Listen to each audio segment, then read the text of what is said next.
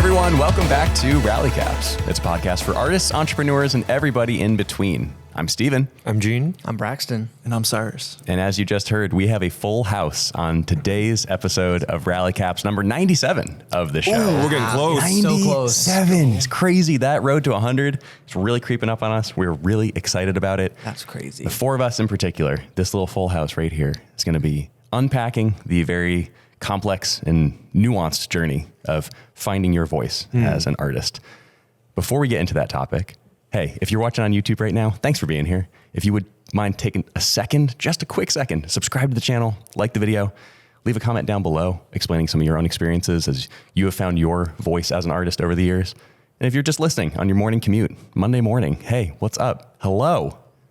Subscribe to the channel there, get updates, downloads regularly every single week, because that's the rate that we post at. Leave a review on Apple Podcasts, Spotify, wherever you get your podcasts. We'd really love having you a part of the team. And those reviews just help push the show out to more and more listeners who could benefit from conversations like this. Today is episode 97, Finding Your Voice as an Artist. Really excited about this group that we have here today as well. Longtime listeners might know Eric's not here. He's on vacation right now. He's having some well-earned rest. The four of us in particular, I think, are actually a really good bunch to talk about this topic because we have a pretty good age range between us as well. We've been, well... I'm done. In the best way possible. Gina's left the chat. In the best way possible, we have a good split here between everybody from elder to most youthful.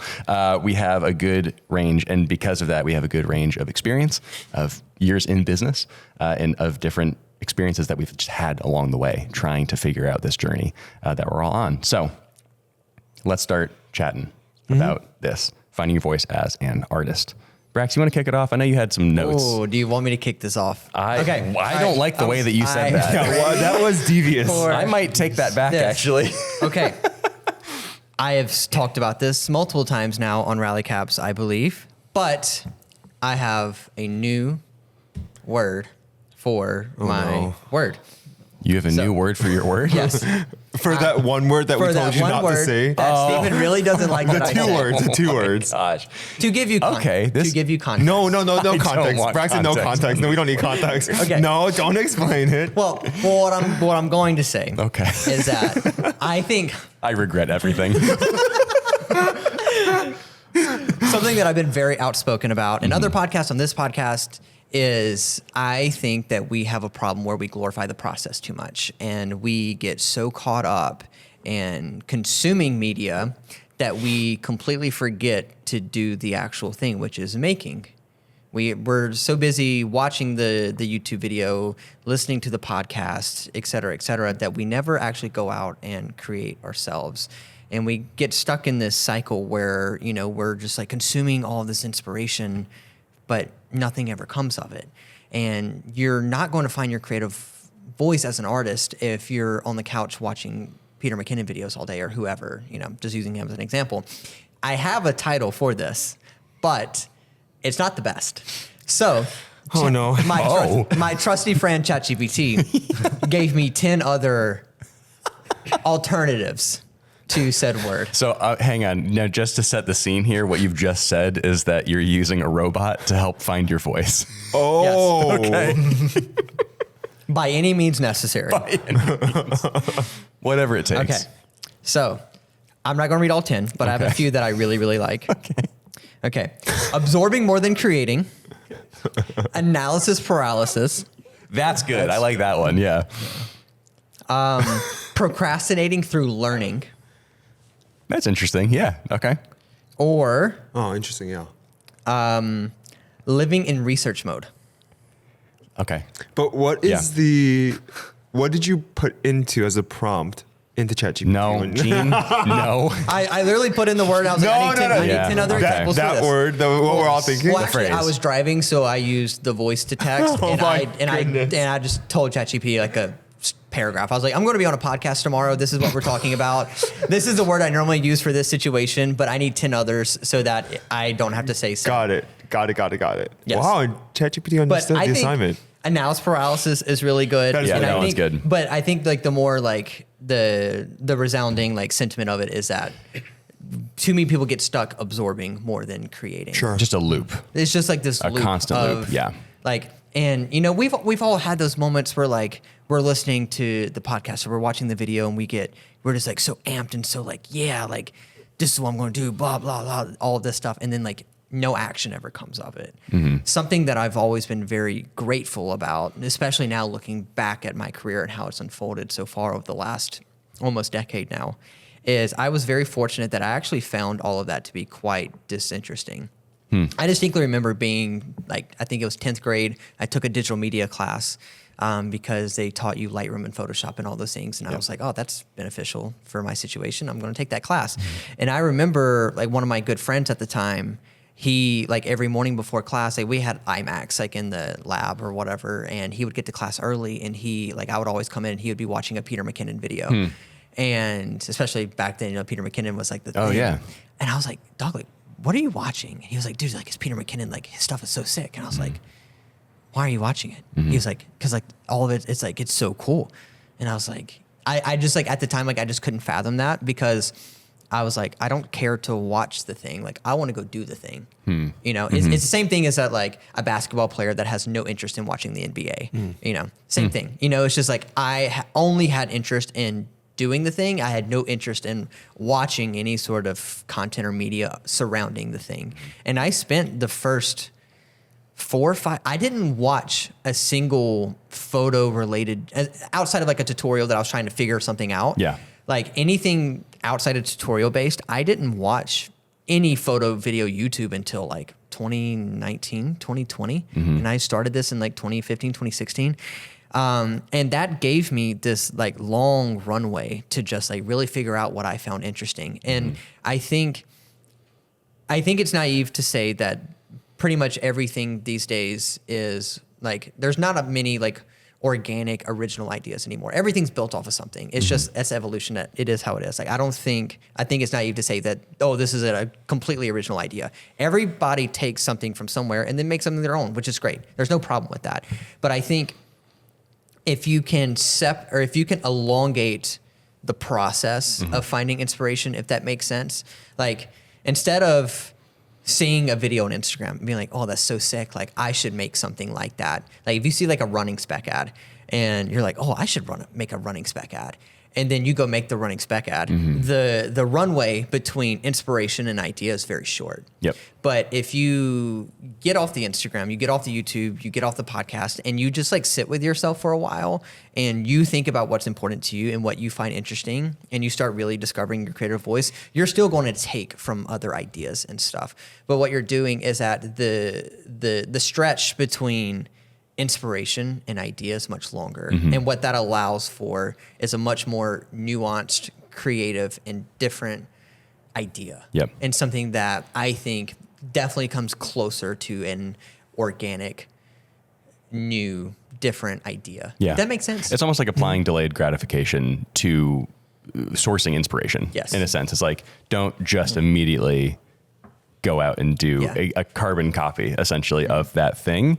Give it time to just marinate and let other ideas kind of permeate that thing so that it becomes a little bit more you. Yeah, and so to speak. And I think in like today's age, like in particular, I mean, like we're always like stuck with our phones. Like, when's the last time you went somewhere intentionally without your phone? You know, it just doesn't happen anymore. So like to like creatives out there, when's the last time that you just sat with yourself or gathered inspiration from elsewhere? You know, like back in the day when I was doing, like I got my start in editorial work. That's what I did the most. I was working with modeling agencies. You know, I was getting published here and there. Like I was doing small time stuff, but like that's like where I got my start, was editorial, portraiture, campaign type photo work specifically. And I always got my inspiration from music for the most part. Music, a little bit of cinema here and there, but a lot of time it was just like music. Like I'd be listening to a song and my brain would go to the story being told in the song, and then I would start thinking of the story and the aesthetics of said story, and that's where that was my process of getting to where like I wanted to go. You know, like a great example, I shot an ad campaign for, I don't even know if they're still in business, but I shot an ad campaign for a company called Blaze, and they were making hemp cigarettes. So they're making like a hemp alternative to tobacco cigarettes or whatever. And I shot this whole campaign for them, and all of it was based off one song by Cigarettes After Sex. It was after I listened to Apocalypse for the first time. I was like, this is it. So all of that to say is that I do think it's incredibly important to at least get away from all of the mainstream photo, video, well, whatever your niche is, like getting away from that kind of mainstream media and just like sitting with yourself or trying to find inspiration elsewhere, and really just allowing you to have space to think, what do I actually find interesting? You know, what do I think is special? And that way also, I think a big problem, and I'm about to wrap this up so we can move on. I know I'm jabbering here, but when you're constantly consuming media from these like platforms, Instagram, YouTube, et cetera, you see an idea, you see a photo, you're like, oh, this is a cool idea. But then you read the comments, and the comments are like, oh, this idea sucks. Like, this photo sucks, whatever that may be. You are constantly having to readjust your perception of said idea through other people's lenses all the time. Yeah. You're constantly being bombarded with other people's opinion that you don't have space to make your own opinion about it. Like, get an idea that you find interesting and go make it, and then get like no external comments, validation, or whatever on it, and sit there and continue and refine that process. And then you find what is ultimately most true to you. Totally. Yeah. That is actually, I like this as a starting point, because it's kind of addressing, I'd say, the biggest problem that a lot of artists of any age, discipline, time in career face is just overstimulation. There's just so much stuff. It's a very oversaturated market. There's so many avenues for us to consume, and often the consumption overrides the production, which can be really detrimental to finding your voice. So I like this. Starting with like a problem, right? That is definitely a problem. How do you solve for a problem like that? I'll let you guys think about some solutions that you've used in your own lives. I'll kind of kick it off a little bit. So addressing something like that, I mean, there's a lot of ways that you can, I think, maybe find your voice in that sense. And one is, of course, just simply stop consuming, break the habit of doing those things. But it has to be more than that, right? It can't just be turn off all screens. What do you do next to kind of stimulate some of those ideas and those thoughts in your head? Something for me that I've loved for so many years, and I find is a really good catalyst for a lot of ideas, is reading. Because for me, reading is a great outlet that I find to be really fun, often educational too, but more than anything, it's just really entertaining. And the thing that I like about it so much is that it's kind of a split between seeing an image or a thing online. You're still inputting something. Like, I'm reading words on a page and something is being consumed, but I'm not relying on the book to create the image. I'm letting the words merge with my own thoughts, and the way that I paint that picture becomes like my own world in a way. Because 100 people could read the same book, but all of them would build that world in a different way, slightly, ever so slightly the entire time. And I think there's something really cool about being able to like enjoy something and feel inspired by it, but also put your own twist on it, and to give your own thoughts and your own brain a chance to like breathe and create worlds out of something. You're kind of it's almost like taking like building blocks and like a Lego set. It's fully disassembled. You have the tools available, but it's not made yet. And you could read the instructions if you want to, or you could just do whatever the heck you want with it too. And then you can be in charge of actually assembling those things and creating that end result. So reading for me has always been like a great way to decompress, to literally turn off other screens, to just unplug a little bit. And at the same time, it has really given me, I think, an advantage in my own work, because it's constantly giving me something to like play with in my head. It's giving me those building blocks to create worlds that are completely devoid of screens or tools or all the usual things that we use to create our work with. Yeah. Cyrus, welcome to the show, by the way. Thank you. Wow, first show. Here we go. I'm going to pass the mic to you. Yeah, I think what I'm going to say is pretty ironic because I'm the youngest one here, but I think that living life and having life experiences outside of just like absorbing like photo, video, YouTube videos, like I think moving from Florida to Chicago, being in a completely different scenery, or like even like changing your hobbies over time, changing the people that you're around over time, just all gaining different perspectives. allows you to have more to pull from. And I think that has allowed me to like have unique ideas, and especially even like coming from, I hate to do this, but a running world, and a running background, and transitioning into a like weights and gym focused lifestyle, like bringing running, I guess, like knowledge and like the application of what I've done in that sport to a different sport, and having a unique perspective. It's the same thing that you can do in the creative world. So like absorbing videos on lifting, like it doesn't have to be photo video stuff that you pull inspiration from. Yeah.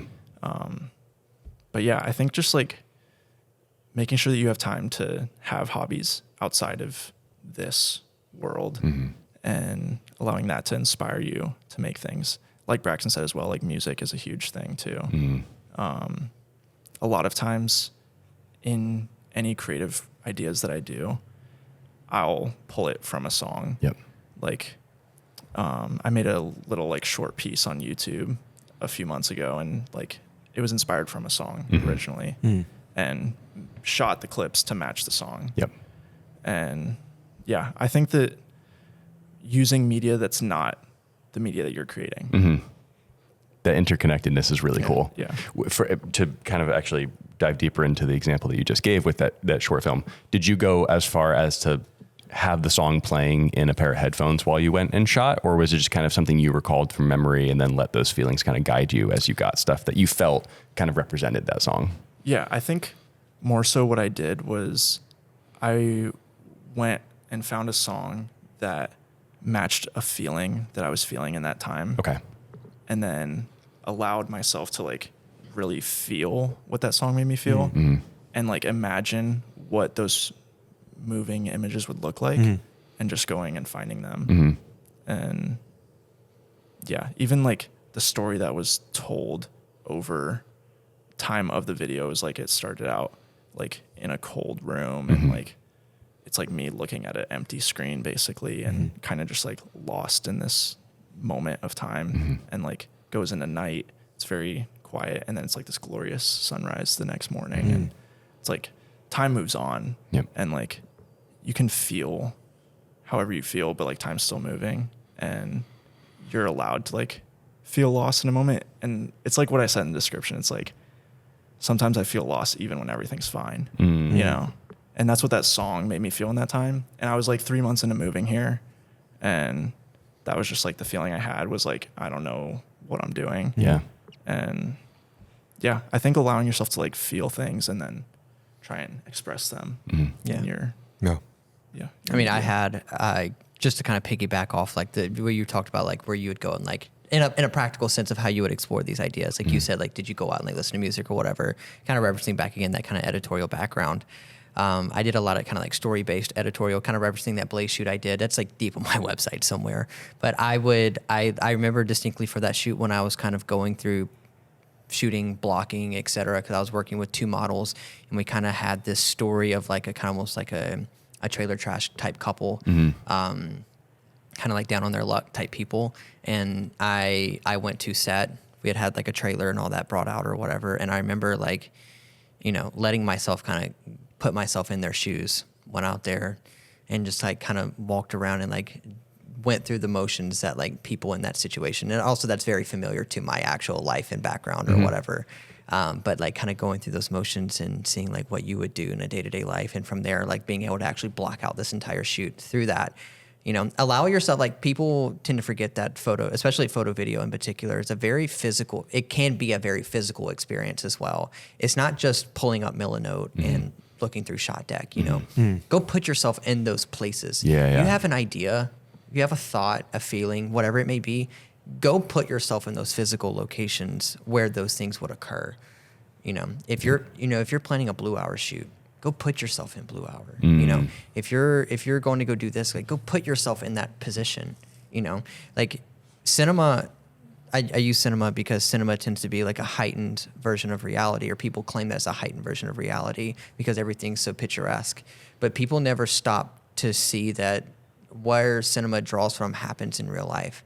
The crazy Blue Hour blues, and like, you know, very well photographed movies, that happens in real life. People just never stop to realize that those situations happen in real life. Yep. Gene? Yeah, I mean, you guys, I agree with everything you guys are saying. I think as far as the topic of like, how do you combat the overconsumption of like what we consume on social media or online? I think the perspective I've gained over a few years now of being a creative business owner is that life is like so much bigger and more important than just what we do for work or your interests or your passions. And those are very valid, real, wonderful things. But also as I'm getting older, I'm with every passing year realizing that my life is not simply just being Gene the photographer or Gene the coffee person.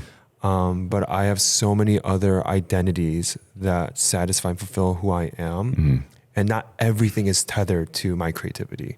I think as artists, as creatives, sometimes we tell ourselves we have to go all in. We're 100% creatives and that's all we are. But in reality, when you think about like balance in relationships, with diet, working out, everything, you need other things in your life on the scale to balance you out as a creative too. And I love what I do. We love what we do, but I don't want to die someday and be known as, oh, Gene, the photographer. Like I don't want to be known as that. Yeah. And so I think like prospectively, just always kind of taking a few steps back, looking at our lives is a really great way to remind ourselves that, yeah, there are things important in life that are beautiful and wonderful. Yeah. And they don't have to be tethered to our creativity. So I think that's like one way, at least as I'm getting older, that I've used to combat this like idea of like overconsumption or being like so drawn into this world of creativity is a remembering that I'm not just a creative. I'm other things as well. Yeah. I think that's a good segue too, to kind of branch into just the reality of how long it can take to find like quote unquote your voice or who you are as a person. Yeah. Because there are problems that we face. We started this episode off talking about like the problem of overconsumption, ways to combat it. That's a really good thing to be cognizant of. It's a good thing to actively try to combat. But that also is just like a small piece of overarching thing because it takes so long and there are so many missteps and mistakes and just stumbles and hurdles that you'll encounter along the way before I think you settle into a place where you feel like you're really almost like making progress. Yeah. And so you said it first, you're getting older. So we'll let you be, I do want to genuinely kick it to you though, in the sense that you have been doing this longer than all of us. And I think that is a really good lens to look at some of this through. How have you felt like your voice as an artist has evolved throughout the length of your career? Yeah, no, I love the topic because it's something that I constantly still think about. I think like for me, as I thought about the topic that we're going to talk about today, there's two things that come to mind for me. One is something that I don't think is discussed enough when people are starting out their creative journey and trying to find their voice, not just in their small community, but where that fits into the context of the world. One, I think, is self-awareness. I think we don't talk about that enough, but it takes time to understand who you are, what your preferences are, what you're good at, and definitely what you're not good at. And it's not to say that because of those weaknesses, those are limitations necessarily.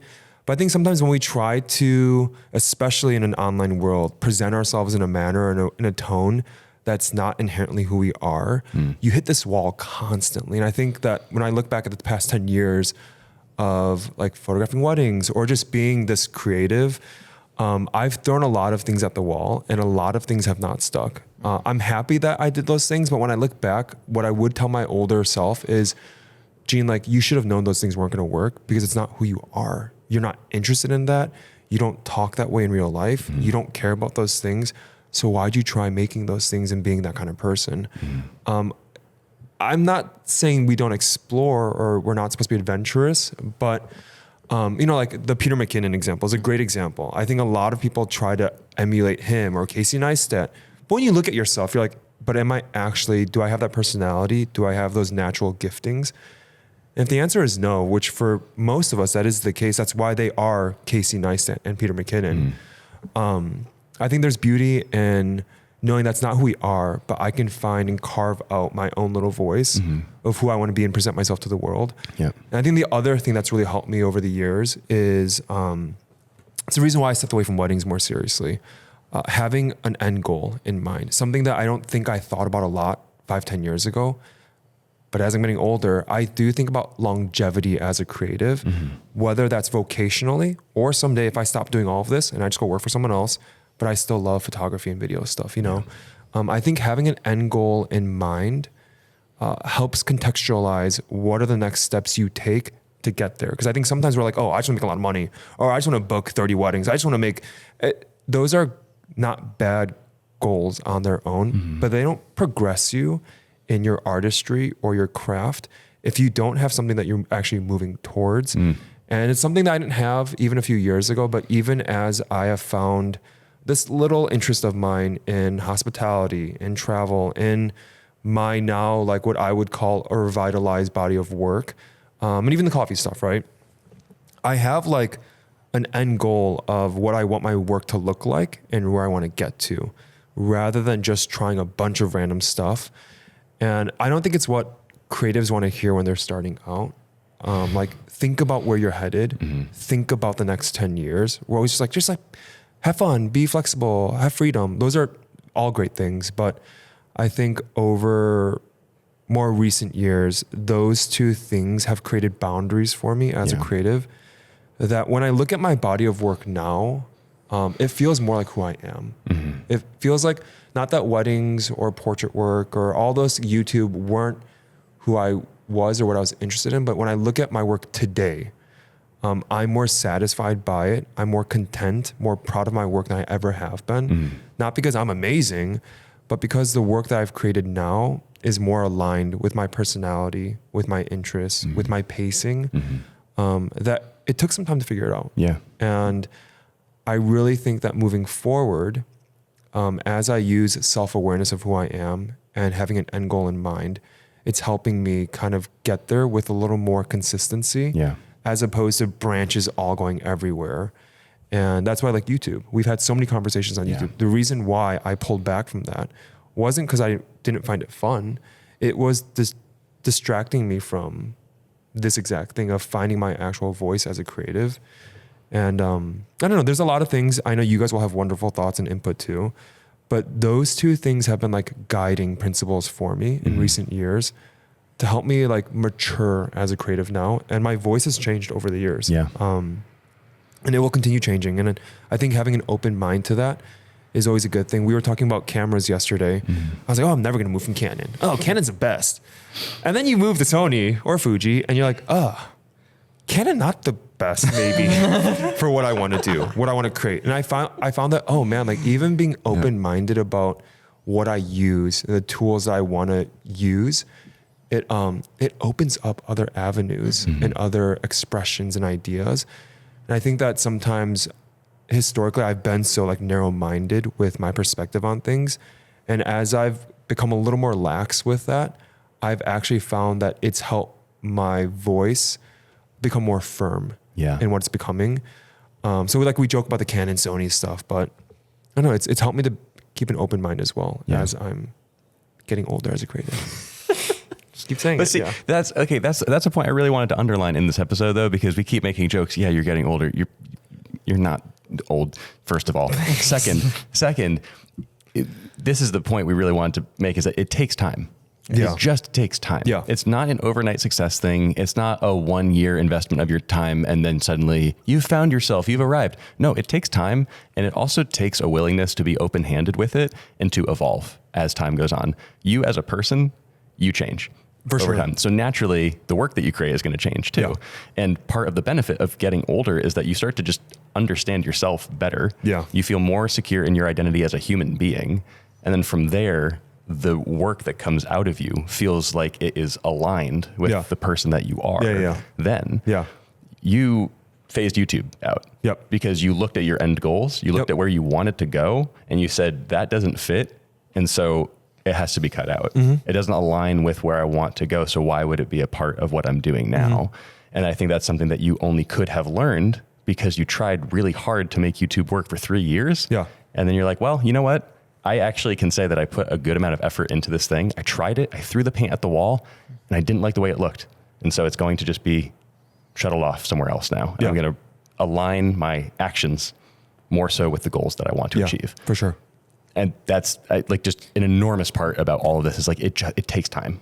It's something that like people online never talk about. Like the Peter McKinnons of the world never talked about that.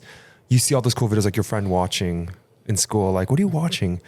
What you don't understand is like, people don't understand is like, it takes and you watch them as creatives too. If you actually look at the timeline of when Casey Neistat blew up or even Peter McKinnon blew up, you look at like their actual age, they were not 20 years old. They were not 18 years old. They were older in their craft too. And there's a reason why, like, I'm not saying that's why they blew up, but it takes time to find exactly what you want to do and how to align that with who you are and then use those two things, merge them together and then create what you become. Yes. But it does take time. Yep. Yeah.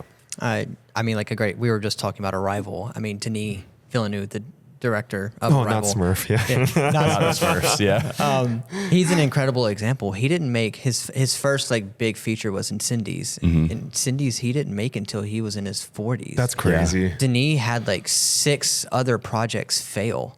And like he even like did like doc work and all that stuff. And he was like down bad. Like he had a wife and kids and like it wasn't working for him. And then he convinced someone like his last attempt to make movies before he was going to move on and do something else. Yeah. He convinced someone to give him the funding to make Incendies. And Incendies was a movie based, it was a screenplay based on a play. And yeah, he made Incendies and then, went from there. And now he's Denis Villeneuve. Yeah. But that stuff takes time and understanding that failing is a part of the process. Throwing stuff at the wall and seeing what sticks and what doesn't is a part of the process. Like if you are trying and failing, that means you're doing something right.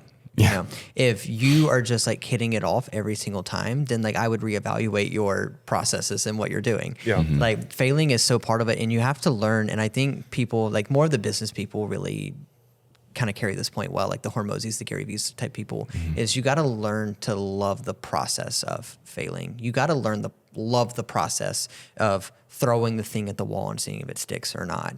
If you don't fall in love with the process of finding what you're trying to say creatively, then like it doesn't matter what comes out on the other side because it'll never be true to you. Like you really have to learn to love it. Like there's no other way around it. It's going to take some time. There's going to be some hardships. And I think that's something that people aren't transparent about is that even people who you think are really established also fail all the time. I've had 3 different businesses fail since moving to Chicago, throwing that out there. It's part of it, Like I think it's you have the idea, you take action on that idea. It didn't turn out what you expected, and that's okay. And you move on and you take from those experiences and then you put it into the next thing, and you're constantly just, diving deeper and deeper into that process of finding, what's ultimately you. Yeah. And I think like a practical way to go about it, kind of piggybacking off what I said earlier, is that, this is going to sound a little hypocritical to what I've said in the past. I've referenced the Rick Rubin, I'm blanking on Jacob Collier interview where Rick was like, you have to make only for yourself. And Jacob Collier's like, no, you have to make for other people. And I've been very outspoken about the fact that I think the photo video niche has kind of lost touch with the audience and have just been creating for other creatives.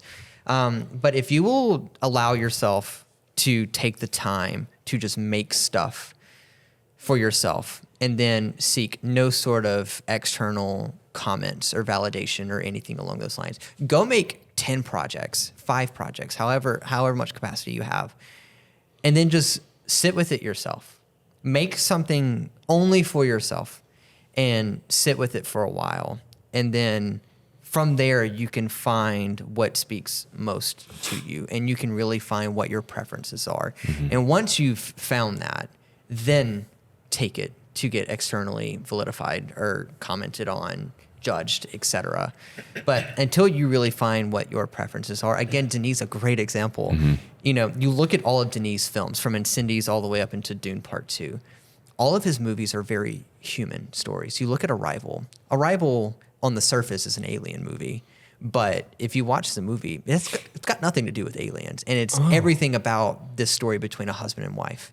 You know, the aliens are just. I like how you keep looking at me because you don't want to ruin anything for me. Yeah, I'm being careful here. Yeah, and listeners, no spoilers. It's a phenomenal film. It came out in 2016. It's the it's been out for a minute. Go watch it. It's the best. The aliens are just a plot device to this actually very human story. And if you look at through those lens, all of Denis' films are that. Even things like Sicario. Sicario is a very human story, you know. And Denis was only able to find that niche of cinema by him spending those years failing, seeing what gets thrown at the wall, what sticks, what doesn't, and really refining his tastes and his preferences. Yep. And then you take it to the audience Yep. and you say, hey, this is what I got. What do you think? And then you take the validation, the criticisms, whatever, and you refine it and you go from there, but you're still just staying true to yourself. Yeah. I also want to note too that I'm making a distinction between. I'm not saying, when you're young you can't make great work either. Yes. That I don't believe. In fact, when you guys are not here and we talk about you guys, we're so impressed by your body of work and your drive and your creativity. I think you guys are way further ahead than whenever I was starting out, even though I was older when I started out than you guys, and you guys will go much farther than me. I think that I'm simply making a distinction of the topic of what we're talking about today. Yeah. Finding your voice and maturing it as a creative, because there are young people who are so talented, so skilled, so passionate, who are successful. Even if you look at the metric of like income, who are making tons of money, large followings. But I'm curious, if you look at those younger people making those things 20 years from now, if they'll look back on that and say, that was definitely who I was. Or over the course of 20 years, will they have matured in their voice as a creative? And I think it's a fun journey to understand that we're never really going to be completely satisfied with our creativity. Yeah, I think that's why we pursue this Yeah. as vocations. Yes. There are tons of ways to be creative without making money from it, but our chosen path of being business owners or making money from these things, there's so much fun in like evolving and maturing your voice. But I just want to make it very clear. Yeah. Young people are so talented. I'm so stoked when I see like really cool stuff online. I'm like, dang it, like why didn't I think of that? Why can't I make that? But age doesn't necessarily correlate It doesn't, to the work. No, you got to put in the work. Yeah. Yeah. The age number is just kind of like a causation of putting in the work. Yeah. It takes a while. Yeah. But That is another good clarification, actually, to say that finding your voice as an artist is a journey. It's not a destination. Yeah. Like it very much is sure. an ever evolving process, as we said, but it gets easier over time to feel like kind of what I was saying earlier, like the person that you are becoming is aligning with the stuff that you want to create. Yeah. And so that is where I think like kind of arriving, if you will, at that place is it just makes more sense as time goes on, because like you said, also you can be making amazing work as you're also feeling lost or feeling like you are very much in the middle or beginning of that journey. You have no idea what's going on, but you're still making objectively excellent work. Yeah. But those are all building blocks to just kind of having some kind of like level of cognizance between your identity as a human and your identity as an artist. And that's like where the alignment comes as far as like your voice is concerned. The other thing I want to touch on actually with Brax, what you just said about like fear of failure and everything. So incredibly true. Yes. At the end of the day, like, again, talk about it being a journey and everything. You can't find your voice unless you start speaking. Yes. You need to be willing to actually go out and do the thing. Yeah. And guess what? When you learn anything for the first time, you're going to mess up a lot along the way. But fearing the failure is going to be the thing that handicaps you more than anything else. Like you need to be willing to just be humbled, to make mistakes, to mess up, to still deliver the thing, to still post the thing, to still share the thing, and then figure out what you learned best from it and apply to the next thing, and then apply to the next thing ad nauseum for the rest of your life. I am? Yeah. I mean, you went from making strictly photo video content and pursuing that to then like letting it sit for a while. And now you took that and you applied it to something new. And now you're making what I would consider much more Steven Schultz type videos, especially like the last one. Thank you. Oh, for YouTube. Yeah, for YouTube. Hey, that's an excellent segue, actually, because you also mentioned, or someone mentioned, there's 4 of us here, and that's more than usual. But kind of talking about specific examples, I love all the abstract chat. And I also want to give some like concrete examples from our own personal lives to use as illustrations for all these things. Cause I think we all have had so many experiences that back up everything that we are saying very impassionately right now. I can't remember who said it specifically, but just kind of like rotating around the idea of like throwing paint and it doesn't stick, or throwing spaghetti, or whichever substance you chose. Whatever substance you prefer to throw at the whatever wall. you want to throw at the wall, go for it. If it sticks, if it doesn't look good, whatever. Yeah. But like specific examples of moments in time that we have all experienced something like that, where we have like attempted something for a couple of years, maybe a couple of months, whatever that range is, and you just came to that realization that it wasn't working. It was a quote unquote failure, so to speak. And then you took something from that and then applied it to the next thing. Cyrus, I actually want to kind of like bookend here because Gene just said some amazingly wise things as our elder of the group. Our resident elder. As a resident elder. As a resident fountain of youth over here. And I think maybe technically years wise, you might be in this the least of any of us here. Definitely. I would love to hear your perspective on some, or like just even just one specific like moment of like failure, so to speak, that you learned from and have since applied to what you're doing now. I feel like everything I've done so far has been that. Okay. And it's all like learning. Like in high school, I was like starting a podcast or like posting Were you really? vlogs. Yeah, like Oh, I've let's done go. so many Okay. things, like so many side quests, and they've all just like completely died. And you just have to like reevaluate, take whatever you can from it and apply it to the next thing. Yeah, I think like I'm still in it right now. Like post on YouTube and it does well, and I'm still like, I don't know what to do with that. Or like coming here and getting a full-time job, and like, yeah, that's what you need to get here. Like you need to make money, but like there's still always that like struggle of not making things for yourself. Yeah. I also think that it's really encouraging to see specifically you two and what you've gone through in this year. And like the timing for me to come here has been huge. Because I think if I came here like 2 years ago and you guys were like solid in what you were doing, I would have struggled to relate.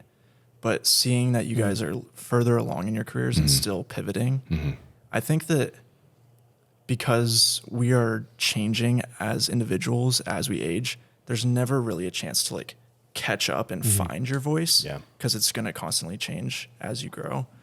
But I think that what it is when you get older, you start to care less about what other people think. And in that sense, now you are able to create for yourself. Yeah.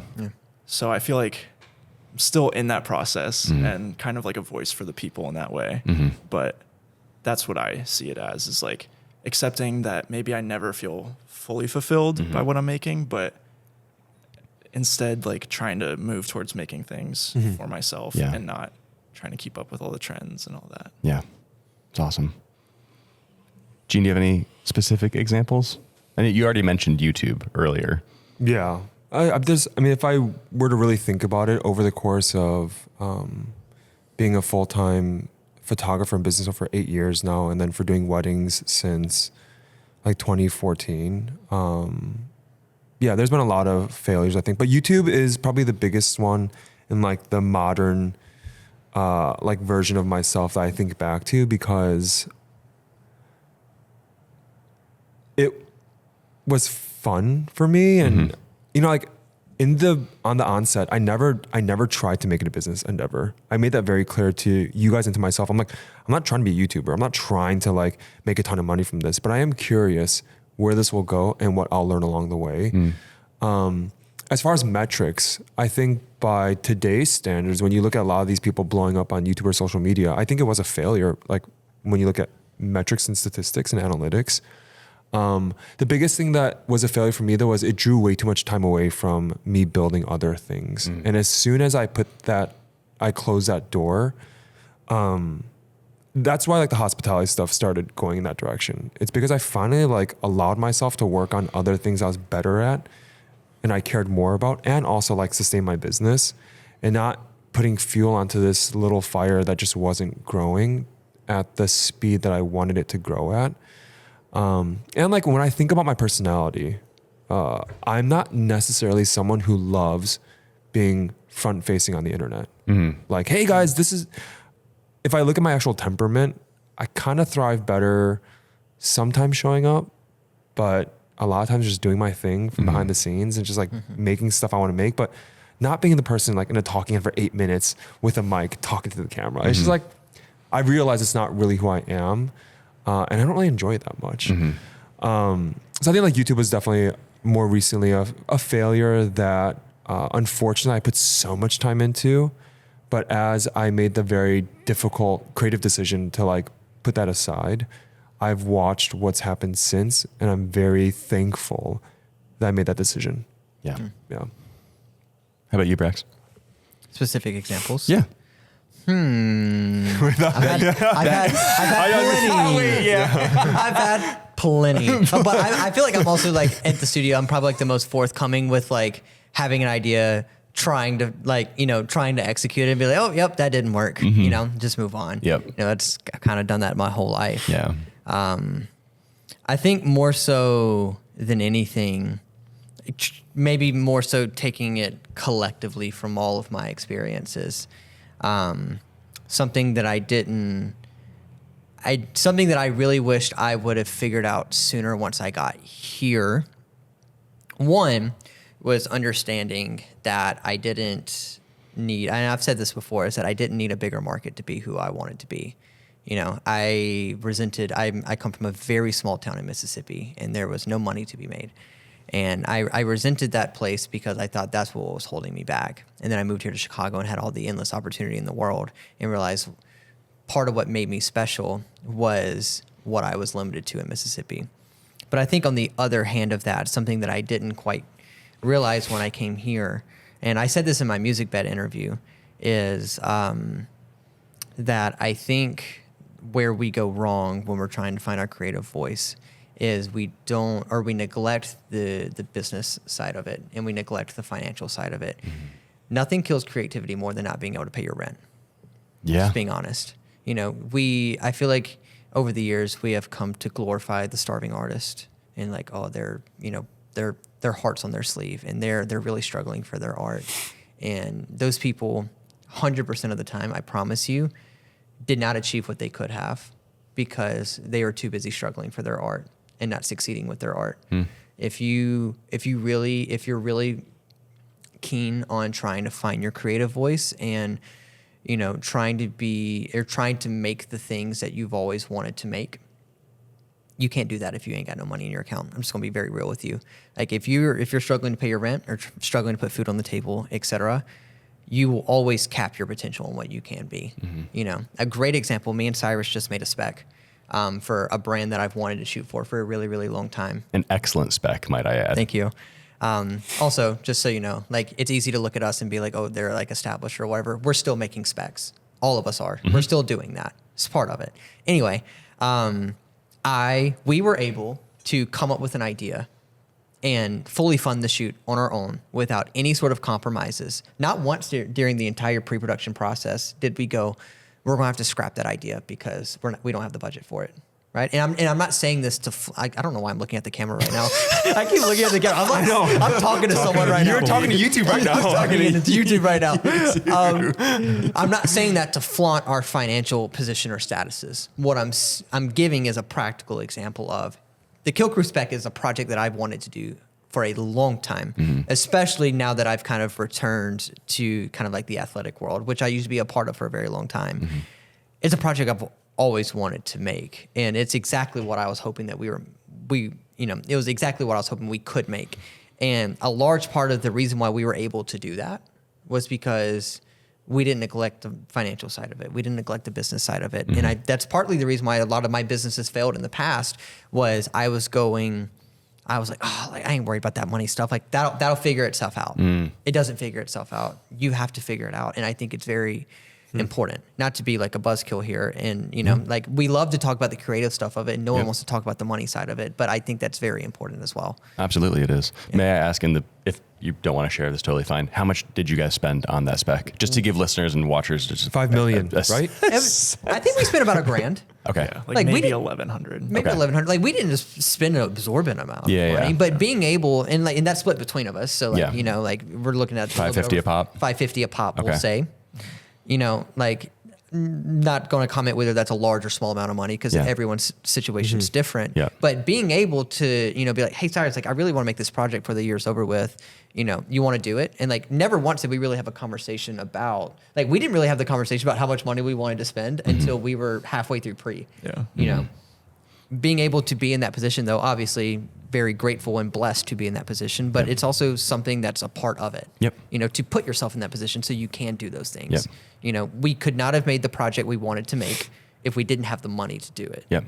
The only reason I ask is because often I think stuff like that gets thrown around, like, Oh, sure. we invested, you know, an amount of money or whatever, and like no specifics are ever given, and Sure. so people are just like left wondering, like, well, how much does it cost to make a spec? I think we spent like Or, $1,100 total. Yeah, I think that's just great to kind of reveal just I don't know, of transparency course. around stuff Yeah, like that. I think I is agree. really helpful because me listening would be like, oh, okay, like I can do that. That's doable. Or maybe I want to save for something like that. Like maybe that's like a ballpark budget that I should try to aim for and try to make something really excellent and have the extra hands on set or the extra rentals that I need to light it a certain way to make it the thing that I really want. Yeah, I think it's validation to hear that you don't need $10,000 to go make an incredible piece. Like I think our spec is a great example that, you know, if you got a couple of friends and $1,000, you can make a very stellar looking project, in my opinion. Yeah. You know, Amazing. Yeah, definitely. I can kind of close this out, I think, with kind of touching on what you referenced earlier, Brax, about my shift on YouTube a little bit, which kind of fell more in Gene's camp for most of this year. I kind of stopped cold turkey about a month into 2024 and kind of considered my channel as just a dead space and didn't really want to invest any more time into it. And it takes so much that I didn't really have the ability to afford that anymore. Had to recoup time, had to reinvest it back into things that were actually providing for me. We have very similar YouTube journeys, I would say, as well as Brax does as well, because when I moved to Chicago in 2021, we all kind of the three of us and Eric, we kind of had like our little like 4-man like YouTube squad that we had going on. And the reason I reference back to that right now is because I think that was both a boon for us and in a way also kind of a detriment, because we kind of had like the model set before us. Like we all kind of regarded Eric as like our guide on the YouTube journey because he has had so much success on YouTube. And it was amazing to have someone with so much experience in it provide feedback and give really good direction and kind of like corral all that energy and put it into something that was going to be useful. But I think the issue with that in hindsight, looking at some of it, is that it almost felt like there's a template given to us as to how YouTube videos are made. Like we saw him in the space that we wanted to be in. So we're like, all right, cool. Let's default to that style and just do that thing. And I think anytime you find yourself defaulting to whatever the norm is, that's when you're going to lose your voice entirely. Not to say that I regret any of the videos that I made. I look back on all of it and I love the topics. I do love the style. I think it speaks to who I was as a younger person in that time, kind of coming up in that space. But the more I've looked at some of that and the more I've realized where YouTube fits in my life for me, I'm like, well, I can't put that much time into every video anymore. I don't necessarily want to bring that kind of energy anymore because I just don't want to. And those topics, while I still really like them, aren't the only thing that I want to talk about anymore. I want to just spread a wide net. I made a video 2 months ago called Jack of All Trades that basically is exactly that and expressing my sentiment around those things. And then I posted that, waited a month, and then shared another video that was a wild departure from anything that I had made really on YouTube before. There was no catchy music. It was 13 minutes long. It was all about a notebook. So that's cool. That's something I really like personally, but not something that people would think of like as a flashy topic or anything. Sure. It was very no nonsense, no frills, just straight to the point and honest and something I cared about. And that video has performed the best of any video I've shared in all of 2024, which is just hilarious to me because it took maybe 4 hours from filming all the way to posting to make that, in comparison to the sometimes 30 to 40 hour investments that a video would make.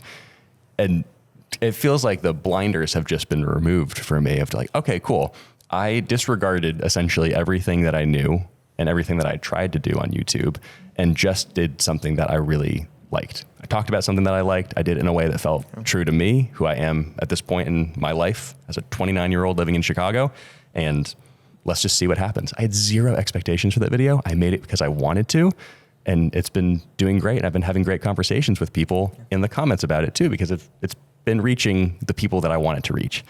And there's something incredibly motivating about that, because after so much time, so much energy invested into that one specific path, suddenly there is a path that has opened up that is actually feasible for me to continue making videos, because previously it was just too much. It's going to be dead. Like I said, like no more videos.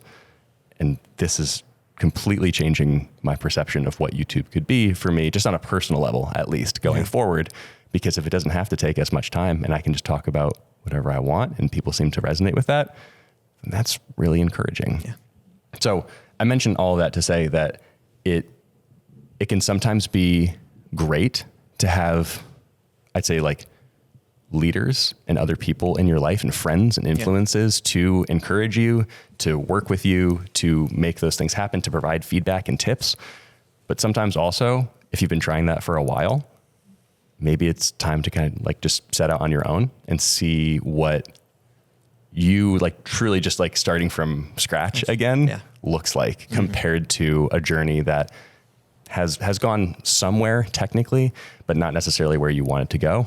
Just get out into the brush a little bit, like get out there, do your thing, and figure out a new path, because I don't know, it's been really eye-opening, I think, in the last few weeks, just like seeing all that. So anyway, to recap a little bit, because we went a lot of tangents and rabbit holes and everything. Today's topic, talking about finding your voice as an artist. I want to just share some of the notes that I was taking as all of you guys were sharing and speaking and sharing your own personal experiences. Some of our tips then, as a last little pool of action items that you could take with you in your life right now. Reduce the amount of input, the amount that you're consuming. Set end goals for yourself and be forward thinking in your career. You have to fail in order to succeed, and you need to start speaking more than anything else.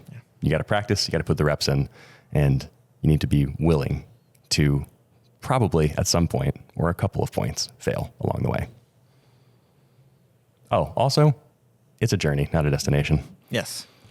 That voice of yours is never going to be a final resting place. It's going to be something that you're pursuing your entire life. It's a process, and you got to love the process. Mm-hmm. Excellent. Thank you all.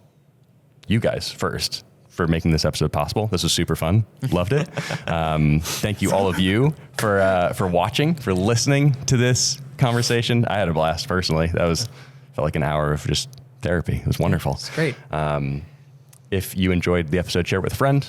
Like the video on YouTube, subscribe to the channel, leave a rating and a review on Apple Podcasts, Spotify, all the places that you stream your podcasts. And lastly, you can sign up for a Patreon for free, entirely free. Just go join the community there. That's where we share updates about Rally Caps and engage with the fans directly, because that is our favorite place to have our team kind of join up together. So. And if you want some extra bonus content, you can also find it on Patreon, like extra innings. Yeah. Oh, yeah. Yeah, you can. Yeah. Yes. Yeah. Yeah. The bewilderment in Steven's eyes, he was like, where is Braxton? I thought you were about to plug a different Patreon. No. If you want to sign up for a different Patreon also, Brax is dropping movie reviews. No. Awesome. But Yes. if you want some bonus content from us, Yes. we do have a paid subscription on Patreon as well. If you want to support the show, Yep. help Gene's coffee addiction. Yeah. Yeah. All the money from Patreon just goes straight to Gene's. To Gene's espresso beans. Yes. You should make those. Gene's espresso beans? Gene's beans. Gene's beans? Beans, beans. It's too much of a fit, on. Gene. That's too It's good, too dude. much of a fit. Dude, I'm not getting roasting. You're not getting roasted. Like Well, I am Gene's- getting roasted constantly. I'm not gonna get the roasting beans. Too much work. Too much work. we love you all. We'll see you next week. Bye.